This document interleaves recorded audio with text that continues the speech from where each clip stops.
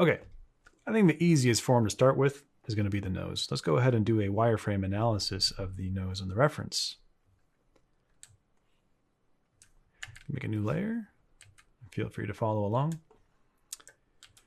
In one of the earlier lessons, I was kind of driving home the idea of several different shapes. You have sphere, cylinder, the cheese wedge shape, as well as the kind of horseshoe or magnet shape of the jaw.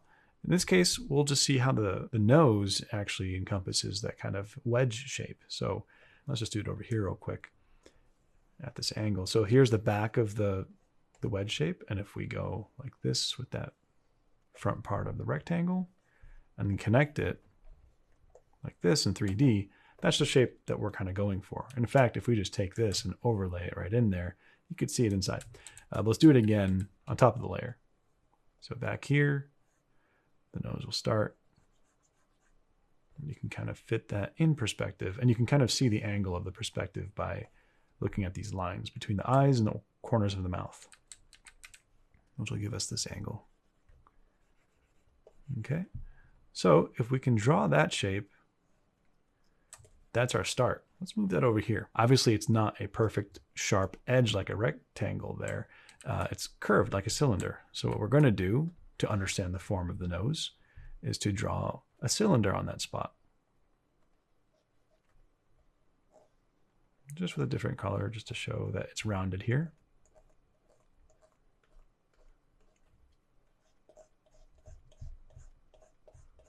All right. We can take that and move it over. Goes right on top, fair enough. And then we're going to introduce some spheres. Now, granted, the tip of the nose isn't actually a perfect sphere, but it's a good starting point. So we have the first sphere, the second sphere, and we don't actually see the third sphere, but it's back there. Once you have those, now you can connect that like this in terms of geometry. We can move that over here.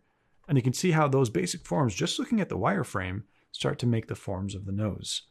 Now, if we connect all this together and then kind of connect the geometry like that,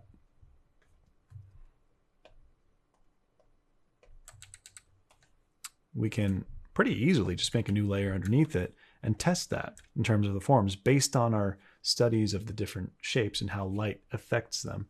For example, we know that the sphere is going to have that core shadow. We know that the cylinder is going to have a core shadow going along the forms. And so if we lower the opacity of this real quick, we don't even need the reference for that. But we know that the light is coming from the top left. Let's just fill that in with any value.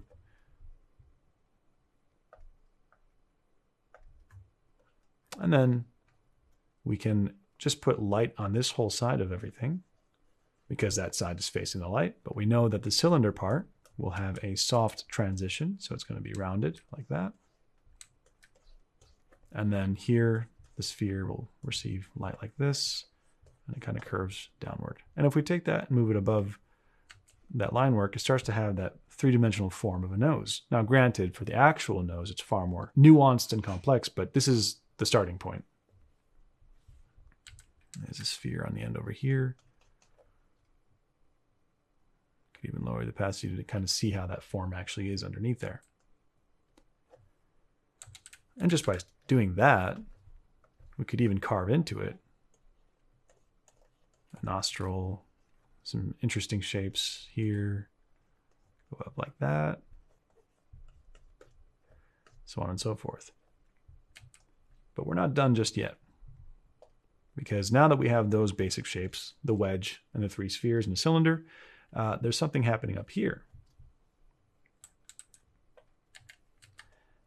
And while the wedge shape is in there and you have the cylinder on top of it,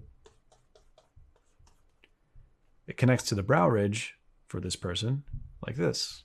So this part, it's hard to describe, but it's almost like a water fountain effect where it's a reverse umbrella, the negative space that would happen if you have two spheres. Well, you do have two spheres here causing the sort of ripple effect of that. But anyway, it does a sort of shape like this, and then it curves back again for the brow ridge, right?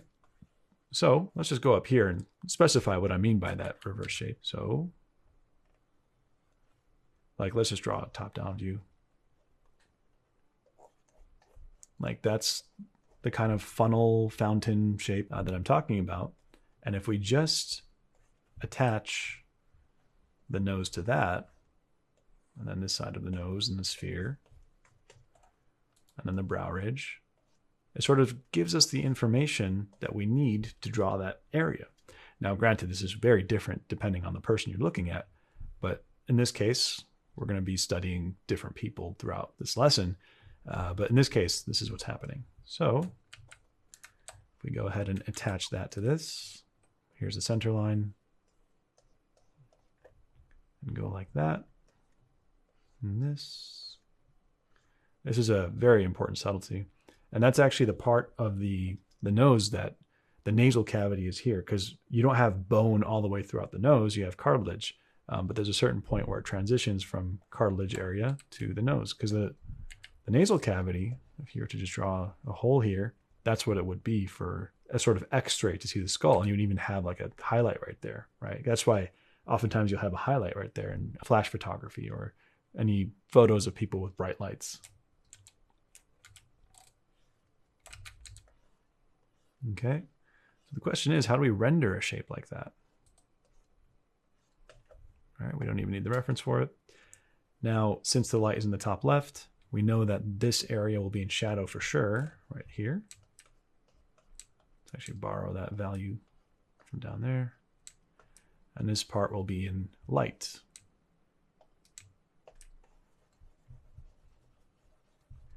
And then you could actually take the value of the cylinder part and just pull that all the way up and then fade into a shadow over here. And use the airbrush to kind of smooth everything out. And hey, you could even put that highlight right there. And suddenly we have the form of the nose. Now, we're going to be doing this for each part, but then actually apply it to the reference. But I want to really drive home the forms of the facial features this way. And I think slowly, carefully looking at it like this will help a lot. But before we carry on, let's actually come back down to the tip of the nose here. Let's make that a different color so we don't mess with it. Let's erase that. I want to sort of subdivide on the actual shapes here on the tip of the nose. Because earlier I just said there were spheres, but obviously more complex than that. Now, if they were high poly spheres, you're going to have all these polygons, right? Okay. Now, if you take that same sphere and make a low poly version of it, you're going to have less polygons that make up that sphere. So it's kind of like a old Nintendo 64 model or PlayStation. And you can kind of do that indefinitely and find as few polygons as possible you can get away with. But the reason I did it like that is because while this might be a sphere as a starting point, the low poly version of it will have a polygon like this, like this, and a smaller one here, smaller one, a bigger one there,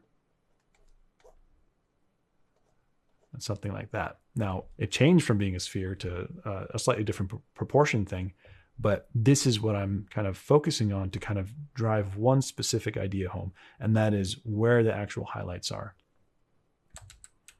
So over here, if we render that as a low poly,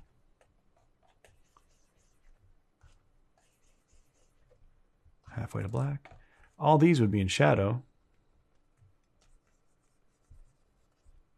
And some of them will be in between. And then this one would be in highlight, right? And if you can render a low poly sphere like that, you should be able to look at a nose and understand the different planes of that tip, right?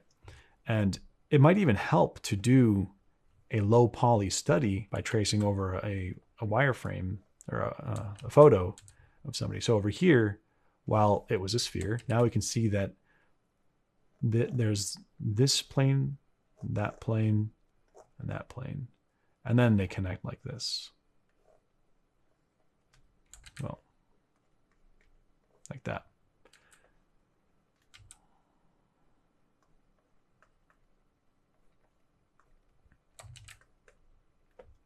Right.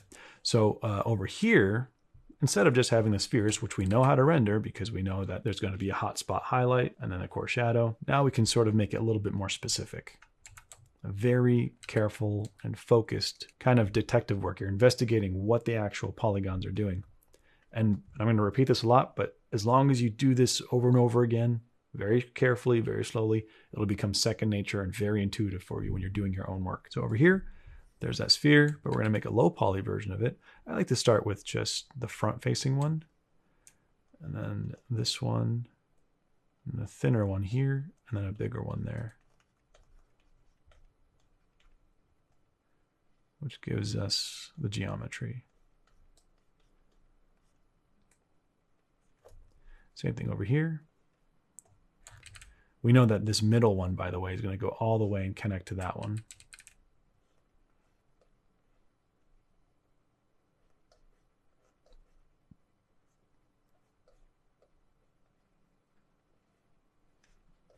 Right. And so just having the reference off, knowing that we know how to put light on faces that are facing up and facing away. So we can just put this stuff in shadow. It doesn't have to be accurate values right now. We just want to convey the information. This stuff is in shadow. Down here it'll be in shadow. There might be a midtone here. This one's slightly facing away. And then just put a highlight on one of these. Of course, this changes depending on where the light is.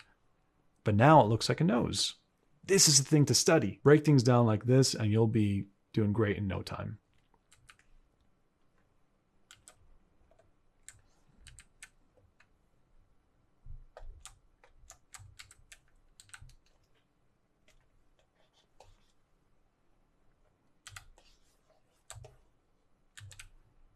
All right, so if you want, you could even take this low poly version and then blend it. Let's see what happens when we do that.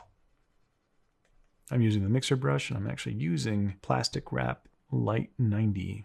It's a pretty fun one. It kind of has a nice grit to it, rather than my usual rough round bristle 14. But we're just going to blend these shapes together. Be sure not to let these values mix in with the values over here. You want to keep them separate so that the form still reads.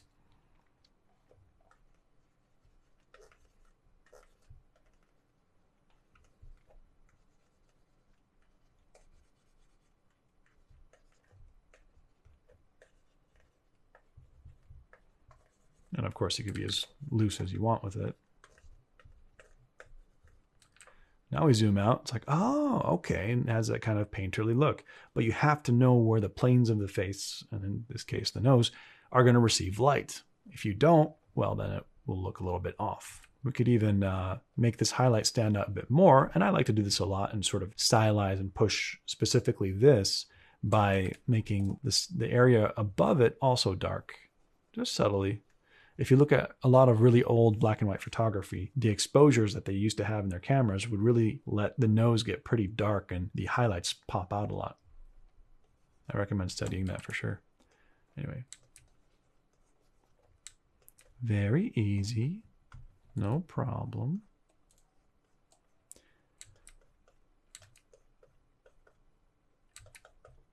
All right, now you are a master at painting noses.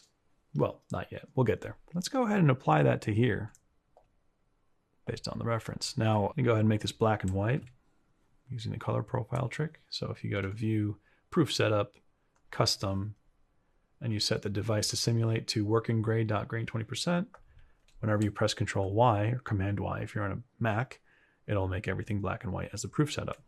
Let's move this over here, move that over there.